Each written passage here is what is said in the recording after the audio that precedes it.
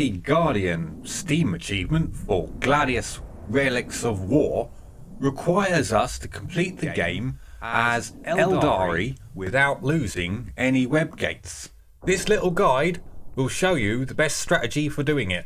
Alongside this achievement, we could bag the Where There's a Web, There's a Way achievement, since it has similar requirements. In that achievement, we need to have a web readout built on all of the web gates. First off, let us look at the best game parameters for helping us get this achievement. The fewer web gates there are, the easier it will be to protect them.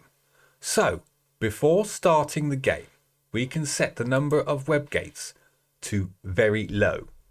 This setting is in the advanced settings of the game lobby.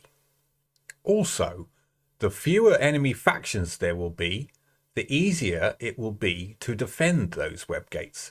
We can give ourselves just one enemy faction. Naturally, this suggests putting the game on a tiny map. A tiny map with one enemy faction and very low webways will give us just 3 or 4 web gates to keep safe for the game. At this point, we might choose an enemy faction rather than let a random one happen. It is practically cheating, but we could choose the enemy faction to also be Aeldari. In this case, presumably they will not even attack neutral web gates, only our own. Although the strong caveat here is that we will not be able to win by destroying the enemy faction, as that will require destroying their web gate base. Quest victory would still be an option though. Even if we choose a different faction for an enemy, then likely only one web gate will be threatened in the earliest part of the game. This is when they are most vulnerable, as we are the least able to protect them until we've built up our forces.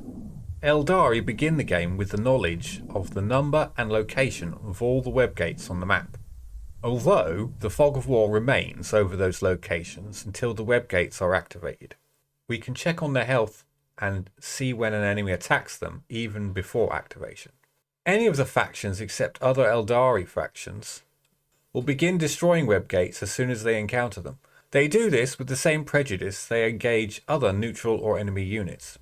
However, web gates do not fight back or retreat, so their destruction is almost guaranteed shortly after they are found. Enemy factions then are the main and earliest threat to our web gates, but there is another. Neutral entities like the native wildlife will leave web gates alone until it is claimed by an Aeldari player. Because until then, web gates also count as being on the neutral faction, as you can see from their grey colouring. However, as soon as the web gates turn to our faction through activation, then it will also become a target for the neutral entities the same as our other units. For this reason, it is wise to avoid activating web gate until we are ready to send a force through it, strong enough to tackle both any enemy factions nearby, as well as any neutrals. This can bring us some tough luck if the nearest neutrals are the tough Castellan robots. At game start, we have almost zero ability to defend a web gate, and with each turn that passes, the likelihood goes up that an enemy will find a gate and begin attacking it. Often that will start from the first turn. Thus, it is an imperative to focus early development on rushing out military units. Our first building should be the infantry building, and because using web gates costs influence, the following building probably should be the influence building. Our early research should be focused on making our Guardians stronger with plasma grenades, as well as researching other infantry types like the Ranger and Banshee. The next immediate research goal is to get the ability to turn web gates into cities. This will not only make our web gates tougher, but also give them the ability to fight back and build a garrison in situ. On a tiny map with a very low web gate density, we are still looking at around 4 gates to turn into cities. So, loyalty will become an issue if we rush this. Consequently, getting the loyalty building research should come soon after the web redoubt tech. One tech that we might think we should get early is Webway cartography, which removes the influence cost in web gate activation. However, with one enemy faction, there is only likely to be one web gate in immediate danger of destruction. So only one web gate will need early activation.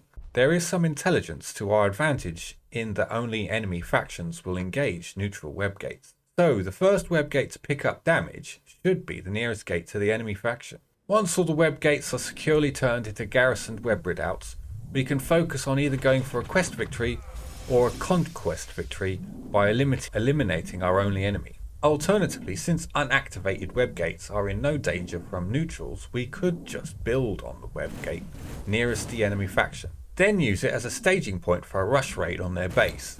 If we destroy that base, then we win the achievement in short order.